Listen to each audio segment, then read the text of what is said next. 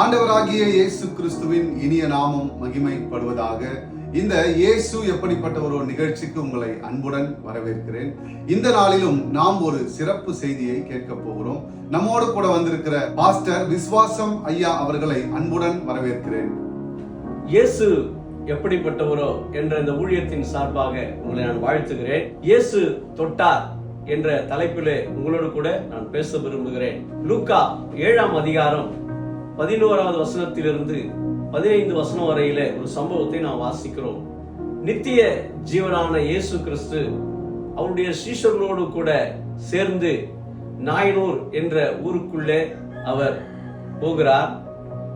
வாழ வேண்டிய வயதிலே தன் ஜீவனை இழந்து பிணமாக ஒரு வாலிபனை தூக்கி கொண்டு ஊருக்கு வெளியே வருகிறார்கள்.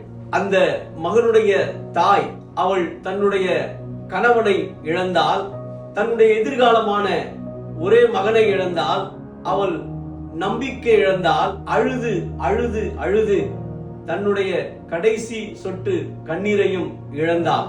அவள் உடைந்து அந்த இடத்திலே நடந்து வருகிறார். இந்த நேரத்தில் தான் இயேசு எதிர்பட்டார், தன் இரக்கத்தால் அவளை தொட்டார். இந்த நேரத்தில் தான் இயேசு அவளுக்கு எதிர்பட்டார், தன் இரக்கத்தால் அவளை தொட்டார். 7:13 சொல்லுகிறது, அவர் அவளை பார்த்து மனதுருகி அழாதே என்று சொன்னார்.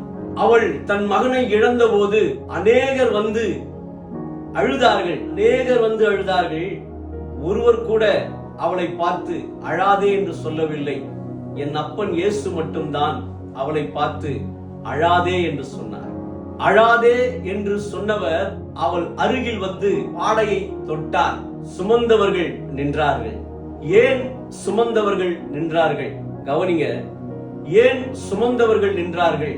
முடியாது என்பதை முடிக்கிறவர் அங்கே வந்து விட்டார். இனி ஒன்றும் செய்ய முடியாது என்ற சூழ்நிலையை மாற்றக்கூடியவர் அங்கே வந்து விட்டார். இனி என்னுடைய வாழ்வில் எதுவும் இல்லை என்று உட்கார்ந்து இருக்கிறவர்களை எழுந்து நிற்க வைக்கிறவர் அங்கே வந்து விட்டார். ஆகவேதான் சுமந்தவர்கள் நின்றார்கள். அந்த பாடையிலே பிணமாய் வந்த வாலிபன் இனி பிணமாக போக வேண்டியவன் அல்ல, அங்கே கடந்து போகிற ஜனத்தோடு ஜனமாக போக வேண்டியவன். ஏனென்றால் அவர் வந்து விட்டார், அவர் தொட்டார். இயேசு தொட்டால் என்ன நடக்கும் என்பதற்கு அடையாளம்தான் இந்த சம்பவம். அவர் பாடையை தொட்டார், மரித்தவன் எழுந்து உட்கார்ந்தான். இந்த செய்தியின் மூலமாக சத்தத்தை கேட்கிற என் அன்புக்குரிய தேவ ஜனமே, என் அன்புக்குரிய சகோதர சகோதரிகளே, இந்த செய்தியின் மூலமாக தேவன் உங்களோடு கூட திட்டமாய் பேசுகிற காரியம் என்னவென்றால், பிணமாய் வந்தவன் அந்த வாலிபன் மண்ணோடு கரைய வேண்டியவன். அவன் இனி மண்ணோடு கரைய வேண்டியவன் அல்ல.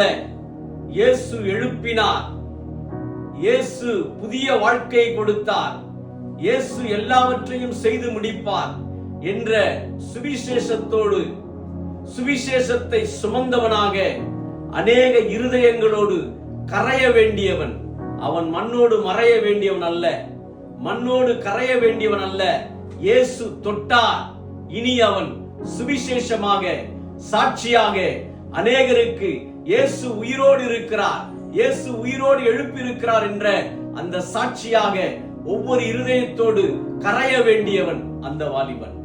என் அன்புக்குரிய சகோதர சகோதரிகளே, இந்த செய்தியின் மூலமாக தேவன் உங்களுக்கு சொல்லுகிற ஒரு திட்டமான காரியம் என்னவென்றால், ஒருவேளை உங்களுடைய நம்பிக்கை முடிந்து போயிருக்கலாம்.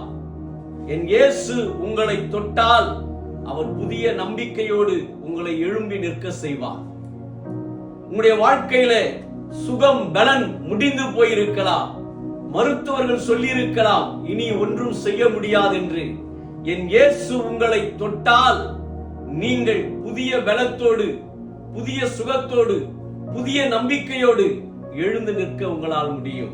இந்த வேளையில உங்கள் வாழ்க்கையில நடந்த சம்பவங்களை வைத்து சூழ்நிலைகளை வைத்து, ஏமாற்றங்களை வைத்து, பதட்டத்தை வைத்து, துரோகத்தை வைத்து, நீங்கள் சந்தித்த அநேக நபர்களை வைத்து வாழ்க்கை முடிந்து போனதென்று நீங்கள் முடிவு பண்ணியிருக்கலாம்.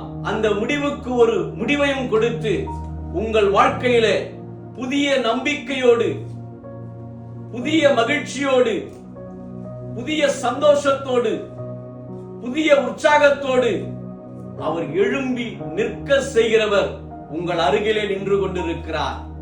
அவர் இயேசு. அவர் தொட்டால் உங்கள் வாழ்க்கை பொன்னாகும்.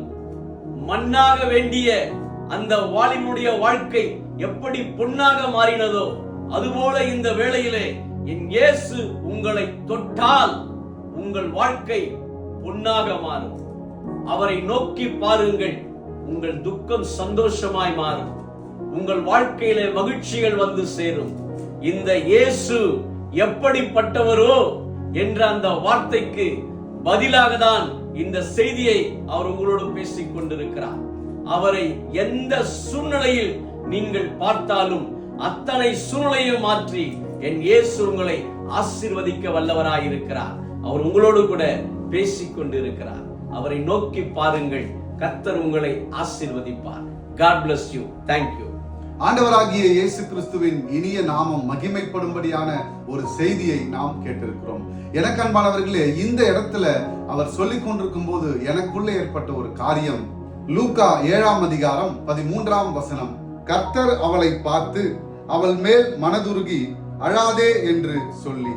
எனக்கு அன்பானவர்களே, இந்த இடத்துல அழாதே என்று நம்முடைய தேவனாகிய கர்த்தருடைய குமாரன் இயேசுவானவர் அந்த ஸ்திரியை பார்த்து சொல்லுகிறார். இதே காரியத்தை நாம் லூக்கா 23ஆம் அதிகாரம் 28ஆம் வசனத்திலே பார்ப்போமானால், இயேசு அவர்கள் முகமாய் திரும்பி, எருசலேமின் குமாரத்திகளே, நீங்கள் எனக்காக அழாமல் உங்களுக்காகவும் உங்கள் பிள்ளைகளுக்காகவும் அழுங்கள். எனக்கு அன்பானவர்களே, இந்த உலகத்துல வாழ்ந்து கொண்டிருக்கிற ஒரு மனிதனும் செத்து போவதை நம்முடைய தேவனாகிய கர்த்தர் விரும்புவதில்லை. ஆனாலும் எல்லா காரியங்களும் நிறைவேறி முடிய, நீதியும் நியாயங்களும் கர்த்தருடைய சித்தத்தின்படி அவர் விரும்பினபடி நடந்து முடிக்கவும், எல்லா மனிதர்களும் ரட்சிக்கப்படும்படியாகவும் தேவன் விரும்புகிறபடியினால் இவைகளை செய்து வருகிறார். எனக்கு அன்பானவர்களே, நம்முடைய ஊழியக்காரர் சொன்னது போல அந்த இடத்துல மனதுருகுகிற ஒரு கர்த்தர் முன்னமே அவர்கள் இழந்து போன எல்லாவற்றையும் அவர் அறிந்திருந்தார். அவரிடத்தில் கொண்டு வருவதற்கு முன்னதாகவே அப்படிப்பட்ட சம்பவத்தை நிகழப்போகிற அந்த காரியத்தை அவர் அறிந்திருந்தார். இந்த இடத்துல இரண்டாவதாக நாம் பார்த்த ஒரு வசனம், எனக்காக அழுவாமல் நீங்கள் உங்களுக்காகவும் உங்கள் பிள்ளைகளுக்காகவும் அழுங்கள் என்று சொல்லுகிற ஒரு இருதயத்தை நீங்கள் கவனிக்க வேண்டும். அவர் அந்த சிலுவையை சுமந்து கொண்டு கொல்கதா மலைக்கு நேராய் கடந்து போகிறார். அவர் அந்த சிலுவையில தொங்கும் போது கூட அவருடைய தாயார் அந்த ஸ்திரீக்கு ஒரு துணையை ஏற்படுத்தி விட்டு சென்ற மகத்துவமான தெய்வம்.